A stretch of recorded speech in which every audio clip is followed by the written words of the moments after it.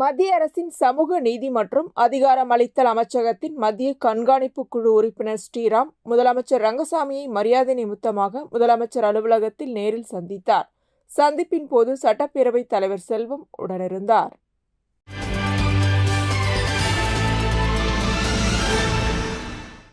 புதுச்சேரி சட்டசபை தேர்தலில் காங்கிரஸ் போட்டியிட தயாராகி வருகிறது. இதையொட்டி காங்கிரஸ் மாநில தலைவர் வைத்திலிங்கம் மாநில மாவட்ட தொகுதி வாரியாக நிர்வாகிகளை சந்தித்து கருத்து கேட்டு வருகிறார். இதனிடையே காங்கிரஸ் கட்சியில் பல்வேறு அணிகளுக்கு பொறுப்பாளர்கள் நியமிக்கப்பட்டு வருகின்றனர். அதன்படி காங்கிரஸ் மகளிர் அணி மாநில தலைவியாக நிஷாவை அகில இந்திய காங்கிரஸ் பொதுச் செயலாளர் வேணுகோபால் நியமித்துள்ளார். அவருக்கு மாநில தலைவர் வைத்திலிங்கம், முன்னாள் முதல்வர் நாராயணசாமி, சட்டமன்ற உறுப்பினர் வைத்தியநாதன் மற்றும் காங்கிரஸ் நிர்வாகிகள் வாழ்த்து தெரிவித்தனர்.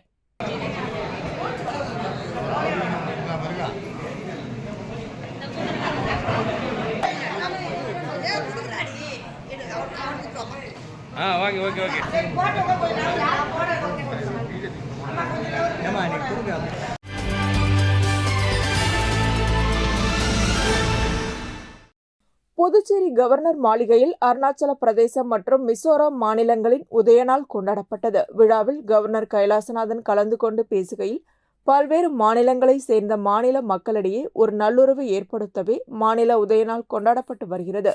நம்முடைய பன்முக கலாச்சாரத்தை, பாரம்பரியத்தை நாம் கொண்டாடி வருகிறோம். மத்திய அரசு எடுத்து வரும் முயற்சியால் வடகிழக்கு மாநிலங்களில் தற்போது நல்ல உள்கட்டமைப்பு வளர்ச்சி ஏற்பட்டு வருகிறது. புதுச்சேரியின் வளர்ச்சிக்கு நீங்கள் பங்காற்றி வருகிறீர்கள். வடகிழக்கு மாநில மக்களின் நலனை பாதுகாக்க புதுச்சேரி அரசு நடவடிக்கை எடுக்கும் என்றார். இதில் புதுவையில் உள்ள பல்வேறு கல்வி நிறுவனங்களில் பயிலும் அருணாச்சல பிரதேசம் மற்றும் மிசோரம் மாநிலங்களை சேர்ந்த மாணவர்கள் பங்கேற்றனர். நிகழ்ச்சியில் 2 மாநிலங்களின் கலை கலாச்சாரத்தை பிரதிபலிக்கும் கலை நிகழ்ச்சிகள் நடைபெற்றன. நிகழ்ச்சியில் கவர்னரின் செயலர் மணிகண்டன், காவல்துறை டிஐஜி சத்யசுந்தரம் உட்பட பலர் கலந்து கொண்டனர்.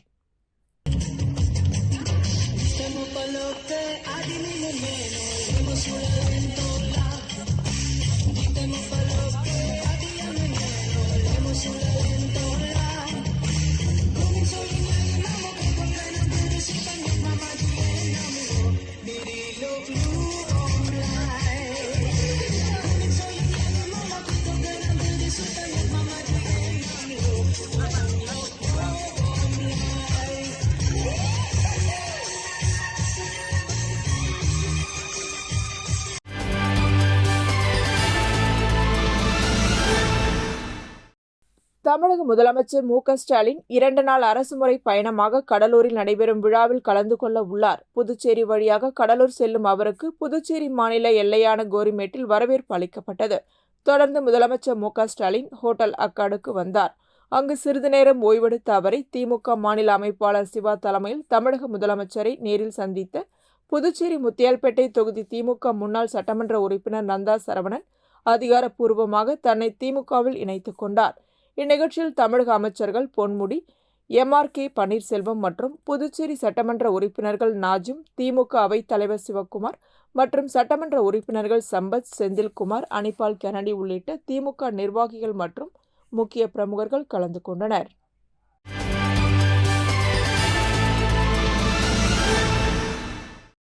புதுச்சேரியை அடுத்த ஆரோவில் சர்வதேச நகரை அமைத்த அன்னை பிரான்ஸ் தலைநகர் பாரிஸில் 1878ஆம் ஆண்டு பிப்ரவரி மாதம் 21ஆம் தேதி பிறந்தார். அன்னையின் இயற்பெயர் மிர்ரா அல்போன்சா ஆகும்.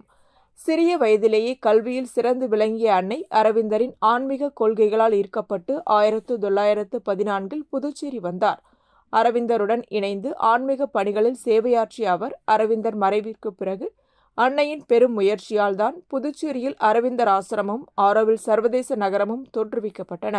அன்னையின் 146வது பிறந்த நாளை ஒட்டி அரவிந்தர் ஆசிரமத்தில் அன்னை வசித்த அறை பக்தர்களின் தரிசனத்திற்காக திறக்கப்பட்டது.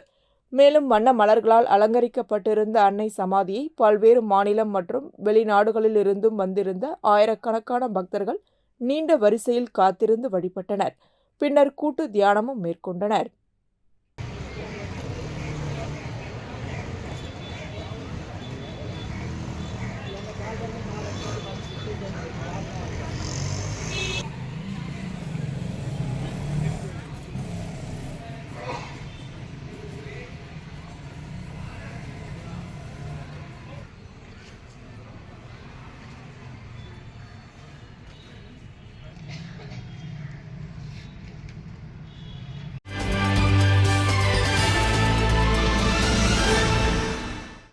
புதுச்சேரி நகரப் பகுதிகளில் விபத்து மற்றும் போக்குவரத்து நெரிசலை கட்டுப்படுத்தும் வகையில் நகராட்சி மற்றும் பொதுப்பணித்துறை அதிகாரிகள் சாலையின் இருபுறமும் உள்ள ஆக்கிரமிப்புகளை ஜேசிபி இயந்திரம் மூலம் அகற்றி வருகின்றனர்.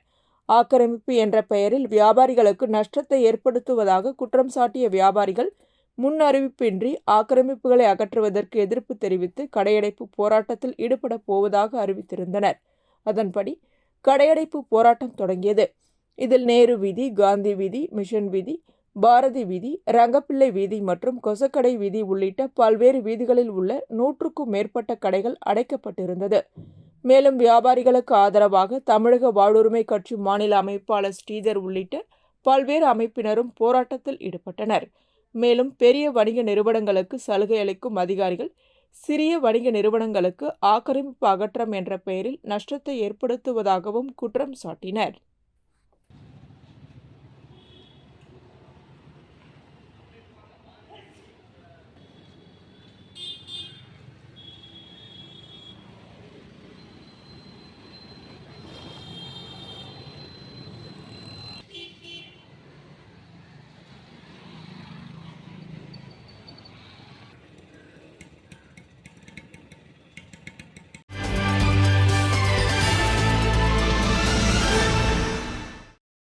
தமிழக முதல்வர் ஸ்டாலின் தமிழகத்தில் உள்ள பல்வேறு மாவட்டங்களில் கள ஆய்வு செய்து நலத்திட்ட உதவிகளை வழங்கி வருகிறார். இந்நிலையில் கடலூர் மாவட்டத்திற்கு 2 நாள் அரசுமுறை சுற்றுப்பயணமாக வருகை தந்து பல்வேறு நலத்திட்ட உதவிகளை வழங்க உள்ளார். திண்டிவனம் புதுச்சேரி வழியாக கடலூருக்கு செல்லும் தமிழக முதலமைச்சர் மு.க. ஸ்டாலினுக்கு புதுச்சேரி சட்டப்பேரவை எதிர்க்கட்சித் தலைவர் சிவா தலைமையில் கோரிமேடு எல்லையில் உற்சாக வரவேற்பு அளிக்கப்பட்டது. மேலும் திமுக நிர்வாகிகள் 1000க்கும் மேற்பட்ட பொதுமக்கள் சாலை ஓரங்களில் அணிவகுத்து நின்று உற்சாக வரவேற்பு அளித்தனர். இந்நிகழ்ச்சியில் திமுக அவைத்தலைவர் சிவக்குமார், சட்டமன்ற உறுப்பினர்கள் செந்தில்குமார், அனிபால் கெனடி, சம்பத் மற்றும் மாநில கழக நிர்வாகிகள், தலைமை செயற்குழு, பொதுக்குழு உறுப்பினர்கள், தொகுதி கழக செயலாளர்கள், சார்பு அணிகளின் அமைப்பாளர்கள், தலைவர்கள், துணைத் தலைவர்கள், துணை அமைப்பாளர்கள் மற்றும் கழக நிர்வாகிகள் கலந்து கொண்டனர். இதேபோல் திண்டிவனம் புதுச்சேரி வழியாக கடலூருக்கு செல்லும் தமிழக முதலமைச்சர் மு.க. ஸ்டாலினுக்கு விழுப்புரம் மத்திய மாவட்ட திமுக பொறுப்பாளர் லட்சுமணன் தலைமையில் மொரட்டாண்டி சுங்கச்சாவடி பகுதியில் உற்சாக வரவேற்பு அளிக்கப்பட்டது. மேலும் திமுக நிர்வாகிகள் 5000க்கும் மேற்பட்ட பொதுமக்கள் சாலை ஓரங்களில் 3 கிலோமீட்டர் அணிவகுத்து நின்று உற்சாக வரவேற்பு அளித்தனர். இந்நிகழ்ச்சியில் வானூர் சேர்மன் உஷா முரளி, முன்னாள் வானூர் ஒன்றிய பெருந்தலைவர் VMR சிவா, முரளி, திருவக்கரை பாஸ்கர், ஒன்றிய கவுன்சிலர் காமாட்சி விஜயரங்கன், பூத்துறை ஊராட்சி மன்ற தலைவர் உதயகுமார், மொரட்டாண்டி சங்கர் உட்பட திமுக நிர்வாகிகள் கலந்து கொண்டனர்.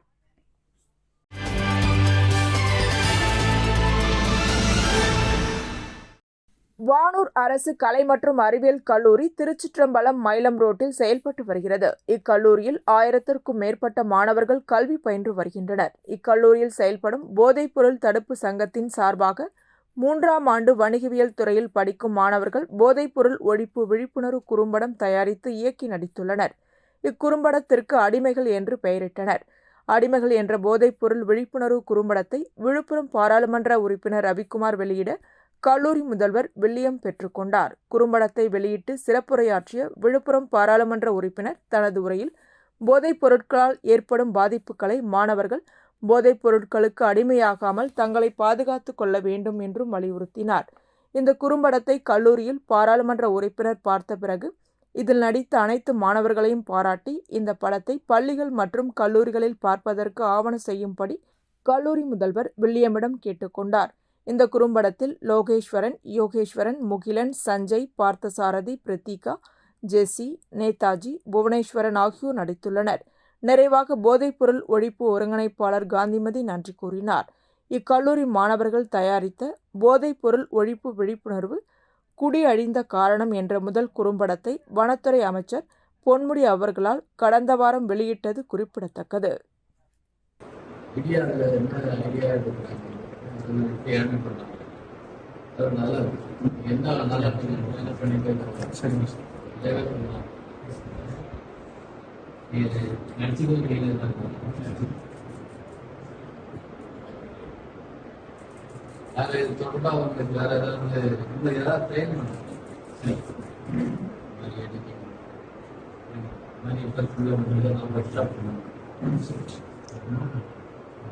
நன்றி.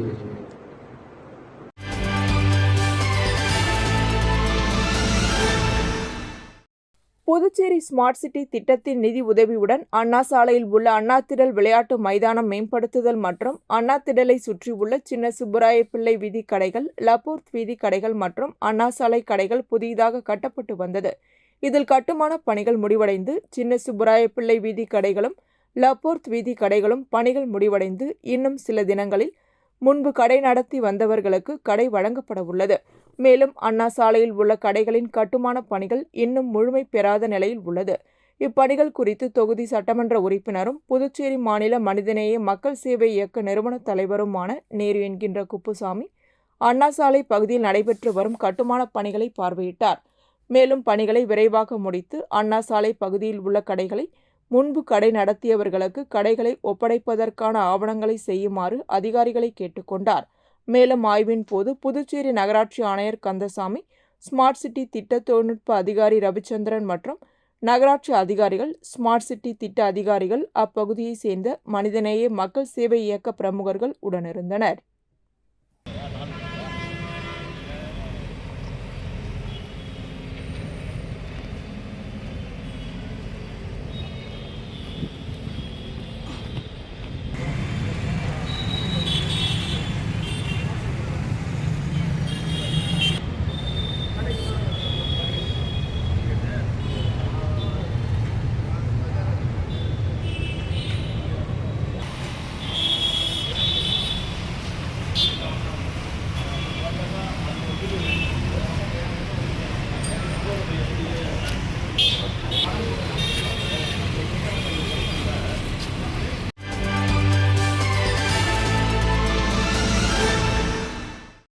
முதலமைச்சர் மு.க.ஸ்டாலின் பல்வேறு மாவட்டங்களில் சுற்றுப்பயணம் மேற்கொண்டு வருகிறார். இந்த நிலையில் கடலூர் மாவட்டத்திற்கு கள ஆய்வு மேற்கொள்கிறார்.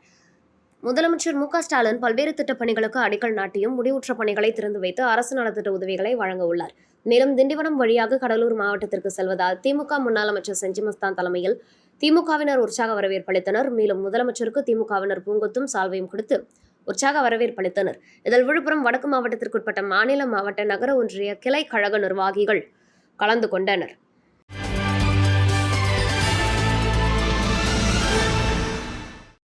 புதுச்சேரி வில்லியனூர் ஏழை மாரியம்மன் ஆலயம் அருகே முன்னாள் சட்டமன்ற உறுப்பினரும் முன்னாள் வில்லியனூர் கொம்யூன் பஞ்சாயத்து தலைவருமான நடராசன் 2ஆம் ஆண்டு நினைவு தினம் அனுசரிக்கப்பட்டது.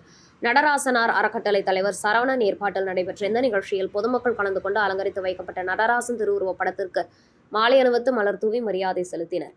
இதனைத் தொடர்ந்து அறக்கட்டளை தலைவர் சரவணன் ஏற்பாட்டில் பொதுமக்களுக்கு நலத்திட்ட உதவிகளாக புடவை மற்றும் அன்னதானம் வழங்கினார். இந்த நிகழ்ச்சியில் சங்கர், பூபதி, வன்னியர் சங்க தலைவர் மதியழகன், சாமி, கோவில் பொருளாளர் சந்துரு, புகழேந்தி, ராமலிங்கம், வரதராசு, ஆசிரியர் சுப்பிரமணி, மூர்த்தி மற்றும் வியாபாரிகள் கலந்து கொண்டனர்.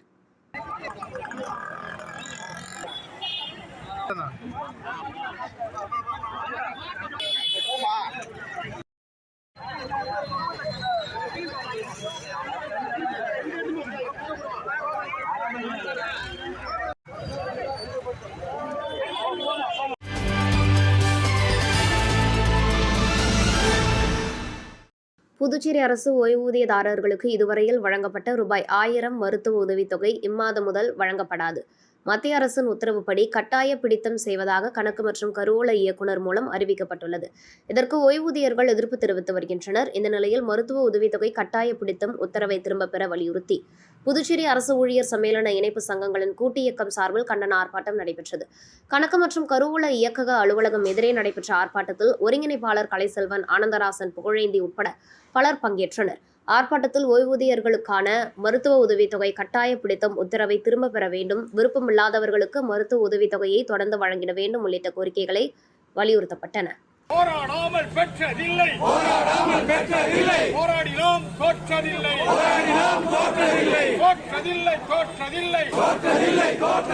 தொழிற்சங்கம் புதுவை அரசே ரத்து செய்.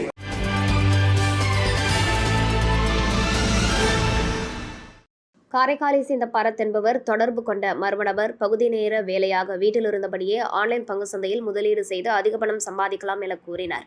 இதனை நம்பிய அவர் மர்ம நபர் தெரிவித்த ஆன்லைன் பங்கு சந்தையில் ரூபாய் 2,51,110 அனுப்பி அவருக்கு கொடுக்கப்பட்ட பணிகளை முடித்து அதன் மூலம் வந்த லாப பணத்தை எடுக்க முயன்றபோது முடியவில்லை. அதன் பிறகே ஆன்லைன் மோசடி கும்பலிடம் பணத்தை இழந்தது தெரிய வந்தது. லாஸ்பேட்டை சேர்ந்த காளியப்பன் என்பவரை தொடர்பு கொண்ட நபர் குறைந்த வட்டியில் ரூபாய் 2 லட்சம் லோன் தருவதாக கூறியுள்ளார். இதை நம்பி காளியப்பன் லோன் பெற விண்ணப்பித்த போது செயலாக்க கட்டணம் செலுத்த வேண்டும் என கூறியுள்ளார். இதனையடுத்து காளியப்பன் 47,350 அனுப்பி ஏமாந்தார்.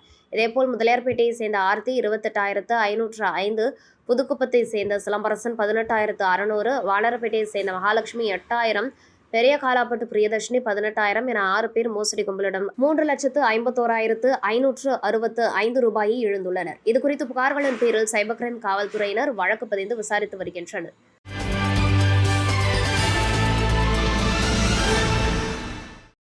புதுச்சேரி அரசு ஆதிதிராவிடர் நலம் மற்றும் பழங்குடியினர் நலத்துறை மூலம் உதவித்தொகை வழங்கும் நிகழ்ச்சி அரியாங்குப்பம் தொகுதி சட்டமன்ற உறுப்பினர் அலுவலகத்தில் நடைபெற்றது.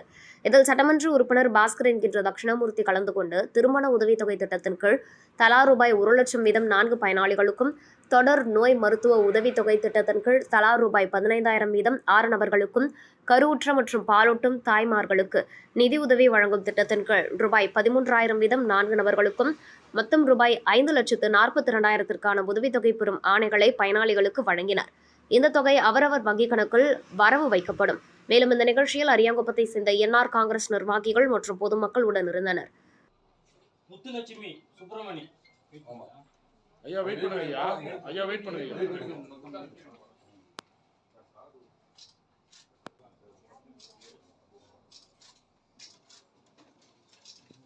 சௌந்தர்யா சூர்யா அண்ணா இந்த பக்கம் பாருங்க.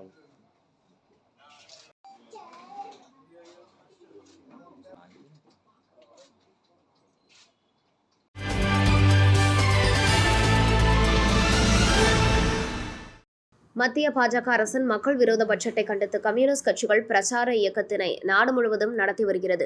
இதன் ஒரு பகுதியாக புதுச்சேரி சுதேசிவல் அருகில் இந்திய கம்யூனிஸ்ட் கட்சி, மார்க்சிஸ்ட் கம்யூனிஸ்ட் கட்சி, மார்க்சிஸ்ட் லெனினிஸ்ட் ஆகிய கட்சிகள் பிரச்சார இயக்கத்தை தொடங்கினர்.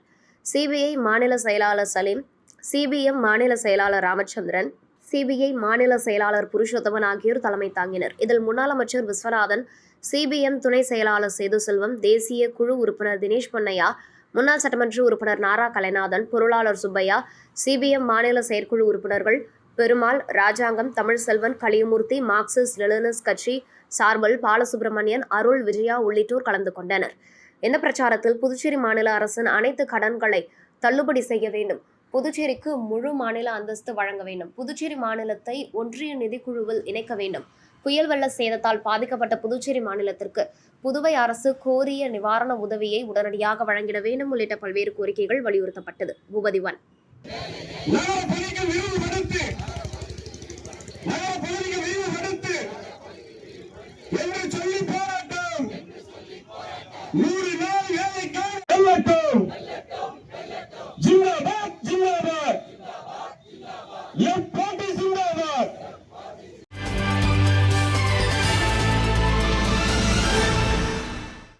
புதுச்சேரி பல்கலைக்கழக பதிவாளராக சசிகாந்த் தாஸ் மீண்டும் நியமிக்க வேண்டும் என்று உயர்நீதிமன்ற தீர்ப்பின் அடிப்படையில் பல்கலைக்கழக பதிவாளராக பொறுப்பேற்றுக் கொண்ட சசிகாந்த் தாஸ் சட்டப்பேரவைத் தலைவர் செல்வம் நேரில் சந்தித்து வாழ்த்து பெற்றார்.